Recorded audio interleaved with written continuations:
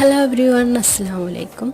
ഇന്ന് നമുക്ക് ബ്രെഡും മുട്ടയും വെച്ചൊരു സിമ്പിൾ റെസിപ്പിയാണ്. അപ്പോൾ അതിനായിട്ട് ഞാൻ 2 മുട്ട എടുത്തിട്ടുണ്ട്. മിക്സിയുടെ ജാറിലേക്ക് 2 മുട്ടയും ആവശ്യത്തിന് മുളക് പൊടിയും ഒരു 3 അല്ലി വെളുത്തുള്ളിയും ആവശ്യത്തിന് ഉപ്പും ഇട്ട് നന്നായി ബീറ്റ് ചെയ്തെടുക്കും. ഒന്ന് ബീറ്റ് ചെയ്തെടുത്തതിന് ശേഷം ഇതിലേക്ക് ആവശ്യത്തിന് ഓയിലും കൂടെ ഒഴിച്ച് ഒന്നും കൂടെ ബീറ്റ് ചെയ്ത് ഒരു തിക്ക് ബാറ്ററാക്കി എടുക്കാം. ഇനി ഇതിലേക്ക് കുനുകുനാന്നരിഞ്ഞൊരു പച്ചമുളകും കുനുകുനാന്നരിഞ്ഞ കുറച്ച് സവാളയും കൂടെ ആഡ് ചെയ്തു പിന്നെ നന്നായി ഫൈനായി പൊടിച്ചെടുത്ത ബ്രെഡ് ക്രംസും കൂടെ ആഡ് ചെയ്ത് നന്നായി മിക്സ് ചെയ്യാം. ശേഷം കയ്യിലൊട്ടാത്തൊരു പരിവായി വരുമ്പോൾ നമുക്ക് കയ്യിൽ കുറച്ച് ഓയിൽ സ്പ്രെഡ് ചെയ്തതിന് ശേഷം നമുക്കൊരു ഓവൽ ഷേപ്പ് ആക്കി എടുക്കാം.